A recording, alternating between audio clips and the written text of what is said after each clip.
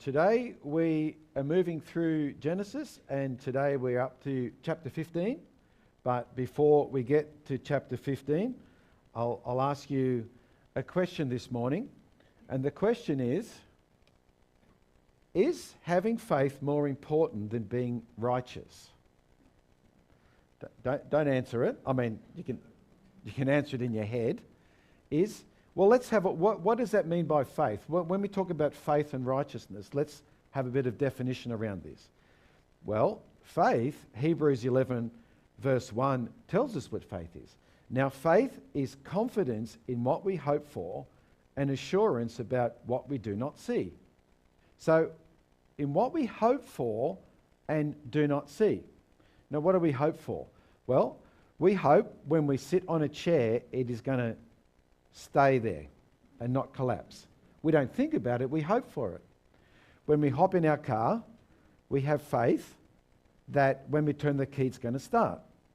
Oh, we don't have keys anymore, do we? When we press a button, it's going to start. But most importantly, we hope and have faith that when we press our brakes, the car's going to stop. We put our hope and faith in things all day that we just don't give any thought. A newspaper, and again, that's becoming a thing of the past too.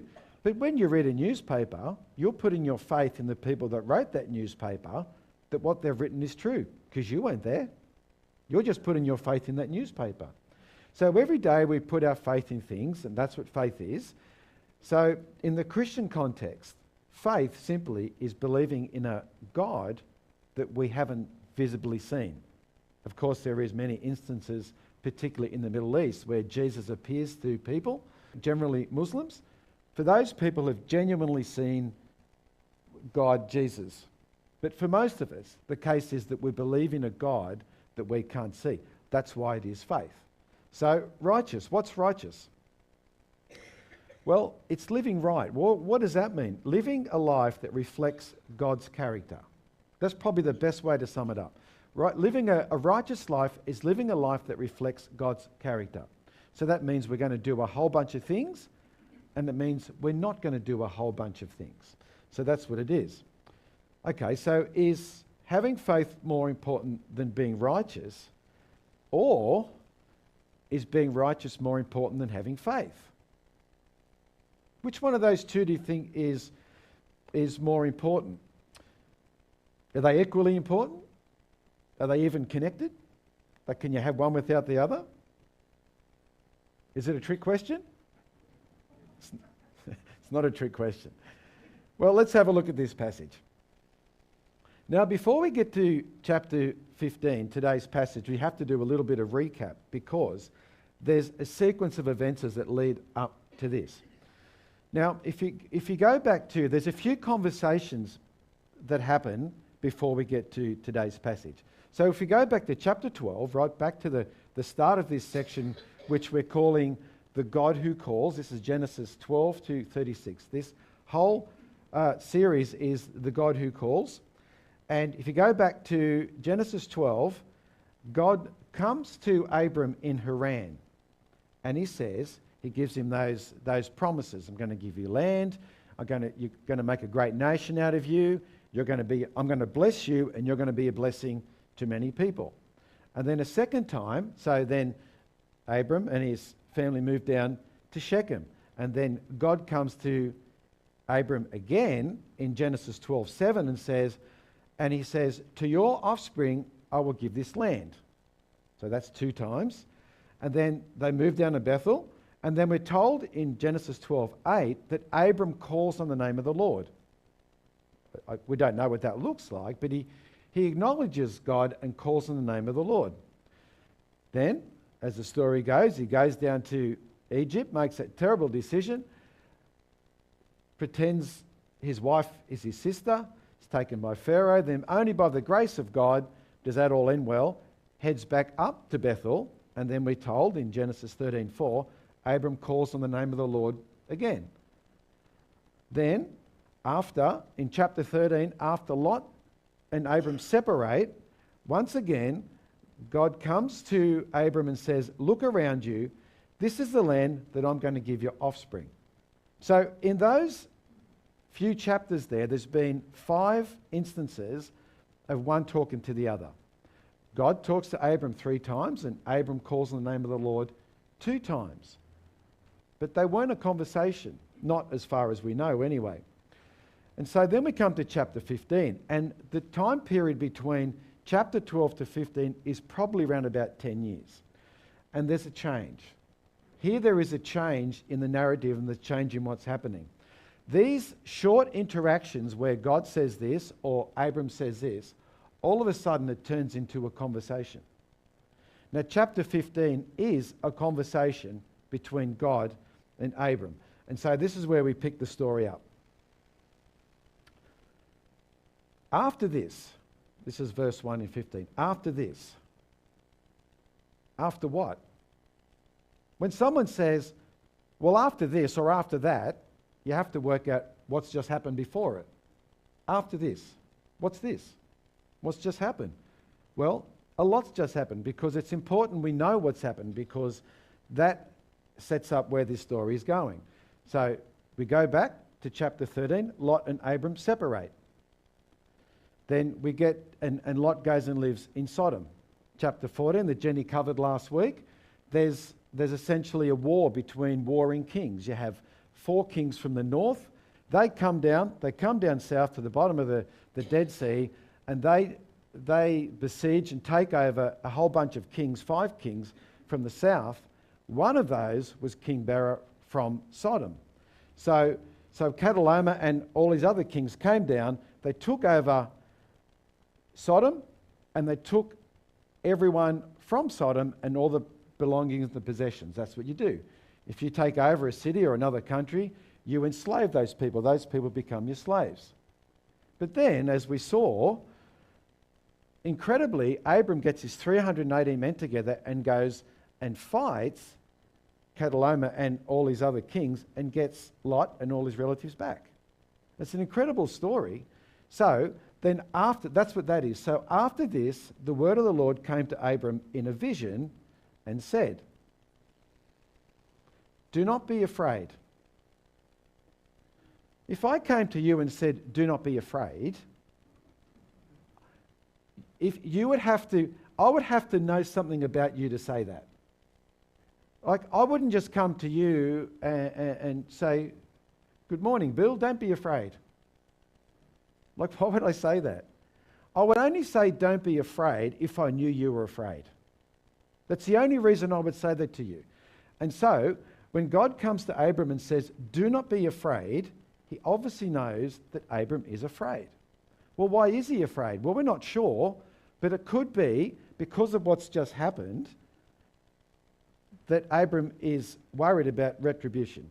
He's worried about Chedorlaomer and all his mates getting together and coming back and attacking him again. I mean, these were uncertain times. He only had a small posse of people.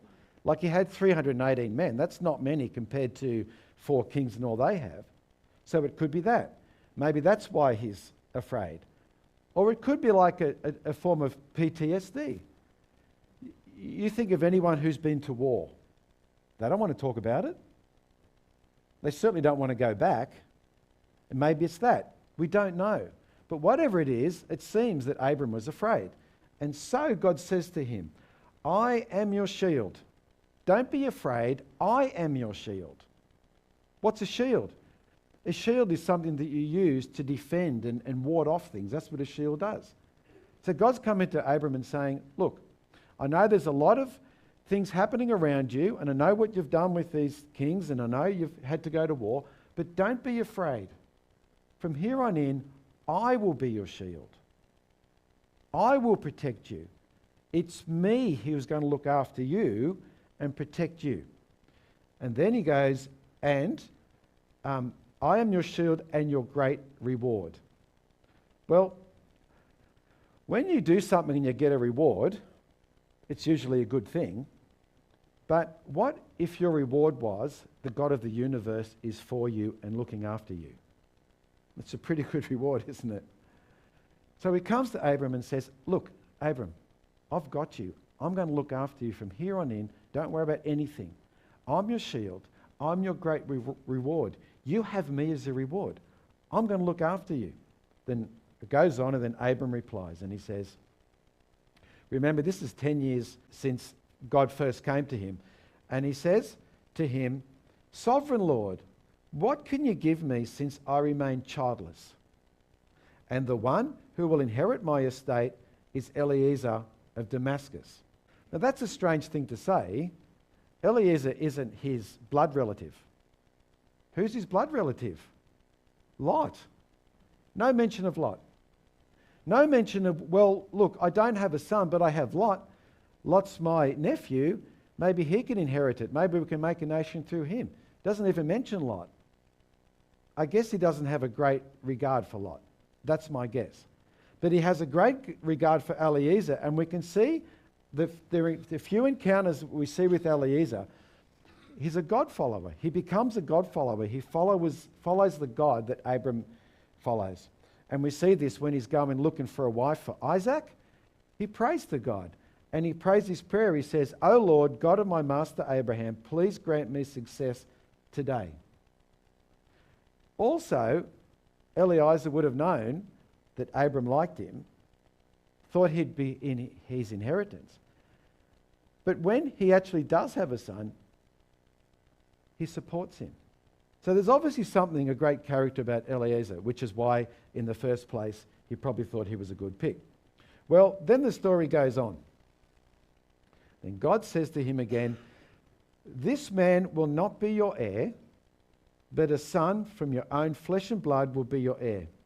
He took him outside and said, look up at the skies and count the stars, if indeed you can count them. Then he said to him, so shall your offspring be. So once again, God comes out and now he says, look, come outside and stand here and look up in the sky. Count the stars if you can. There's a lot of stars in the sky. Count them if you can. You can't count them. There's just too many. You can't count them, and that's the point. He's not telling him to count them, obviously. He's saying, look, see all these stars? They're so numerous. That's how many children and how many offspring you are going to have. That's what he says to him. How would you respond? Like, how would I respond? Like, seriously, God? 10 years. I know you keep saying this stuff. You keep saying you're going to give me land and make me a great nation and all this stuff, but I need a child.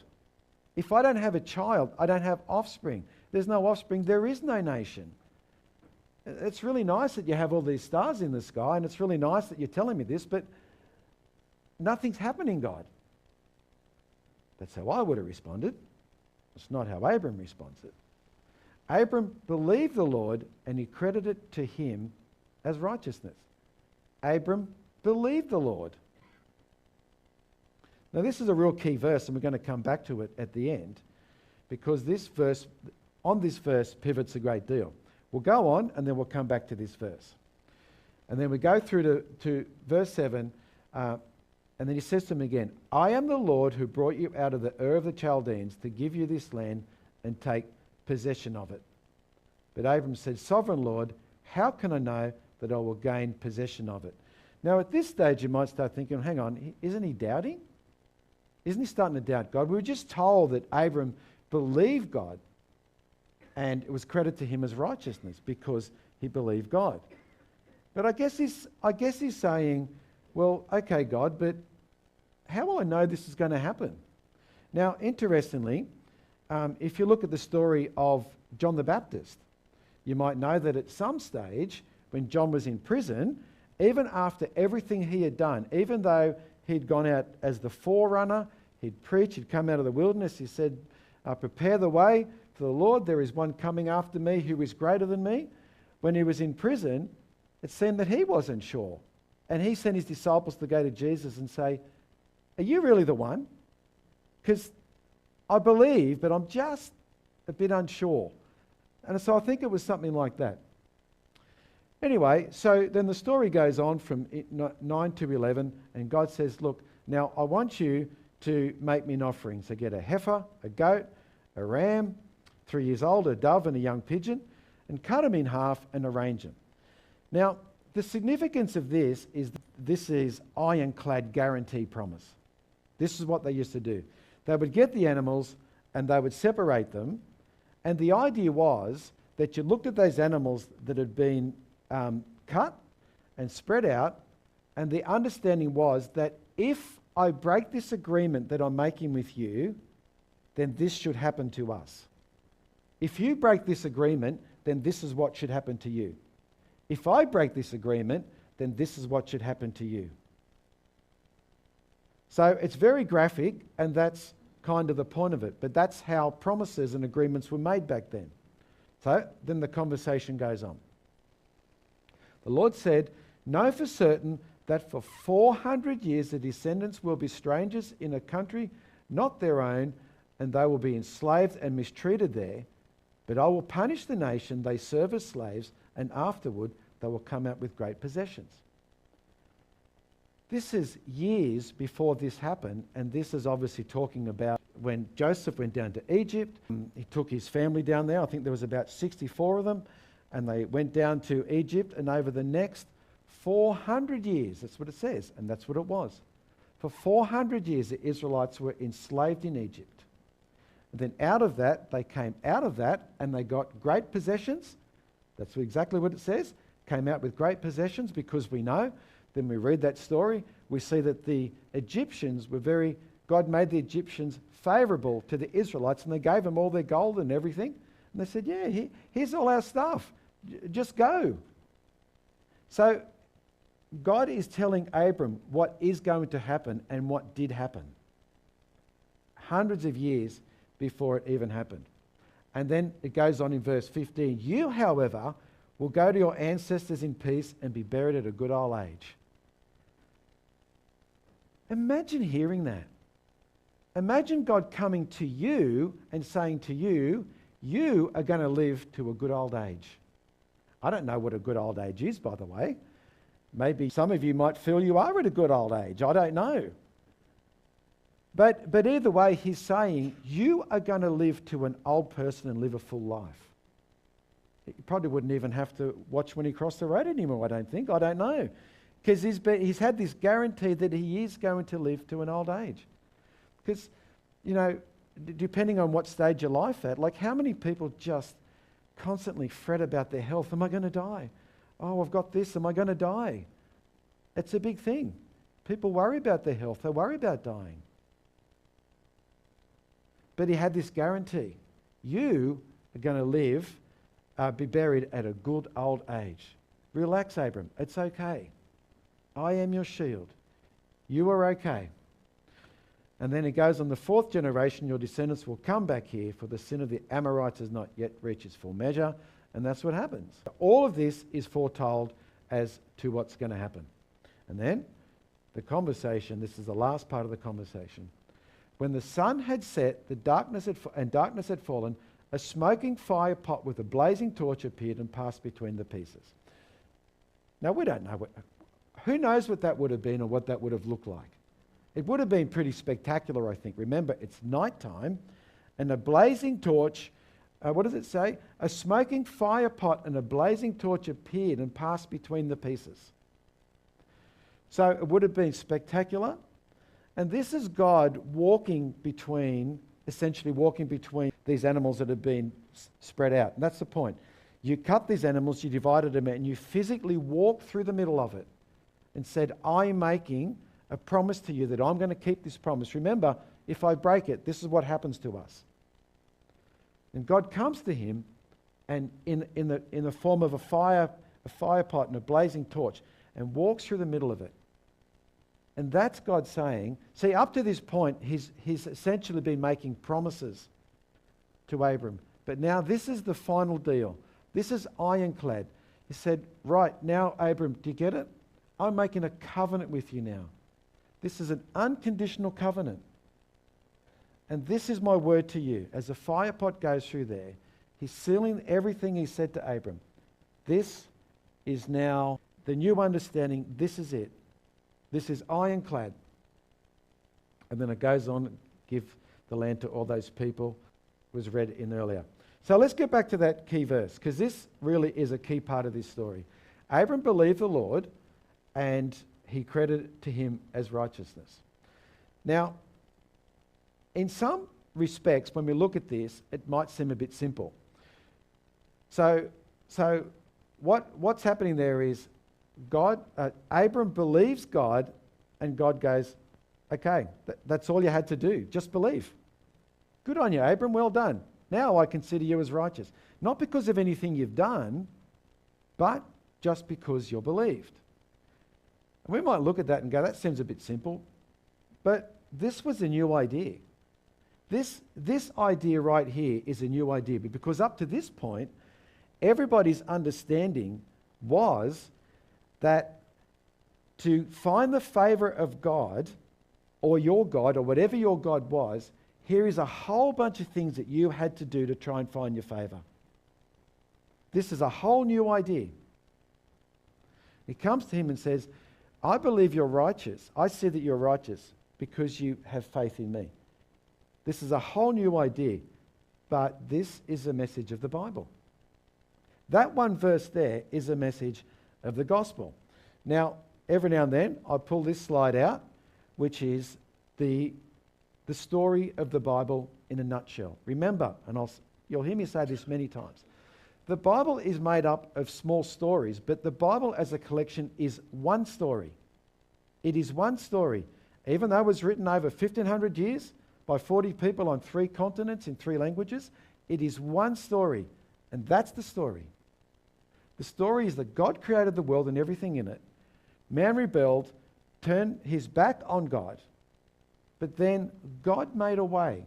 And this is that start of that process where God is making a way, because he's starting a whole new idea that is by faith that you are considered righteous. And so, that passage that we had read earlier by Jan, you can sum that passage up in this, and this is the same idea as what we're talking about. This is the same idea as Abram being seen as righteous simply because of his faith, not because of what he did. Ephesians 2 says this, for it is by grace you have been saved through faith, and this is not from yourself, it is a gift of God, not by works that anyone can boast. This verse really goes against everything that we naturally think. We naturally think, even those of us who are Jesus followers and have a faith, I think if the truth be known, there is a part of us that still thinks that I have to constantly be doing good things, otherwise I'm not going to find God's favour. But we've got to be careful we don't get this back to front, because many people believe that the only way, essentially, that you are going to get to heaven is by being a good person. And, you hear this all the time. Well, I'm a good person. A good person according to whose standards? Yesterday, Lisa read this out. This was something she read out at the women's breakfast about how people try and say that I'm a good person and I'm okay before God because I do all these things. Now, I've changed it a few because hers started, I am a good wife. Well, I'm not a good wife, so I've had to change a few things there. You get my point. So I'm a good husband. I'm a good son. I'm a good brother. I'm a good friend. I'm an excellent father. My children call me every week. I'm not like those people over there. I believe in God and attend church, so I'm better than those people over there that don't even go to church at all. I don't drink. I don't smoke. I don't swear. I don't gamble. I don't watch R-rated movies. Never murdered anybody. Never cheated on my wife or a school exam for that matter. I'm not sure that's entirely true, but I don't gossip, and I baked my sister a cake on her birthday, and I don't even like her. Actually, I don't even have a sister. I have 3 brothers, but again, you get the point. I'm a Baptist. I'm an Anglican. I do the dishes at church. I'm involved in a ministry within my local church. I know my Bible. I even read my Bible. I pray every night before I go to bed for world peace. I recycle. I look both ways when I cross the street, and I follow the rules, and I never text while I'm driving. See, we can get so caught up in our works. It's very easy to do. We get so caught up in our works. But what it comes down to is there's 2 understandings. There's what I do and there's what God has done. And that's the message of the Bible. So, let's get back to this. Is having faith more important than being righteous? Or is being righteous more important than having faith? Are they equally important? Are they even connected? This is how I'll put it. Faith is the basis of our relationship, but righteousness is the fruit, or the evidence, or the outworking. Abraham had faith in God, and because of this, he mostly lived a righteous life. He followed God as best as he could. Remember, he didn't have a Bible to read. He only knew what he knew about God. But he did his best to follow God and be a God follower. Faith and righteousness are like a pair of scissors. You can't have one without the other. There is no faith without righteousness and works. There is no works and righteousness without faith. For a pair of scissors to cut, you need both. And I was just reflecting on the story that Lisa told yesterday about Corrie ten Boom. And I thought, here's a great example of someone who showed their faith by what they did. That's how you knew they had a genuine faith.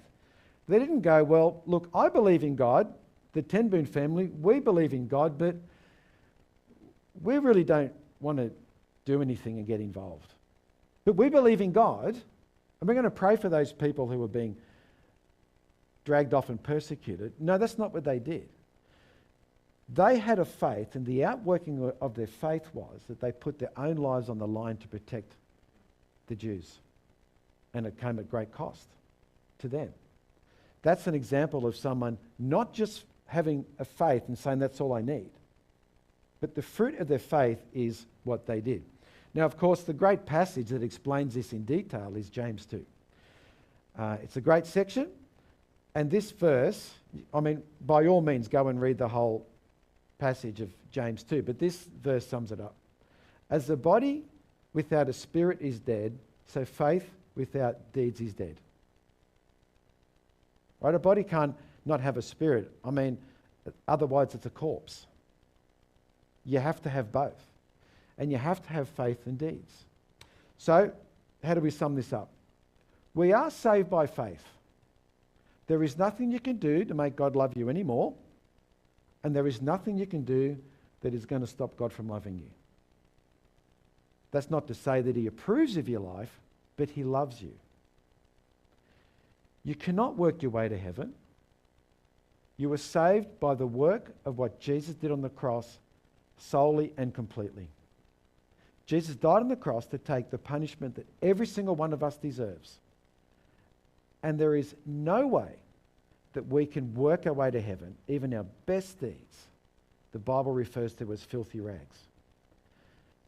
We are saved by grace. But the fruit of our faith is works. That's the fruit. Which means if we don't have works, that is, show in your life the fruit of the Spirit, the Bible would say you don't have a faith. If you say you're a Christian and you have no fruit in your life that shows that, the Bible says you don't have a faith at all. Because how you live is reflective of your faith. You cannot have one without the other. It is the scissors. Without both, neither are effective. So, we'll look at this story, another section in the life of Abram, and we see a man of great faith. I pray that we'd be people of great faith. I pray that we would understand that what Jesus did on the cross to save us is all we need to understand about how we receive our salvation. We can't get there any other way. But our life should reflect that. Our whole life should reflect what Jesus did on the cross. Our whole life should reflect our faith. And that's my prayer for us this morning. Let me pray. Lord, I thank you for this passage. Lord, I thank you for dying on the cross to pay the punishment that we all deserve. Lord, I pray that we would live a life worthy of the faith that we claim that we have. And Father, that when people look at us, that they will see you. They will see the fruit of the Spirit, the love, the joy, the peace, the patience, the kindness, the gentleness.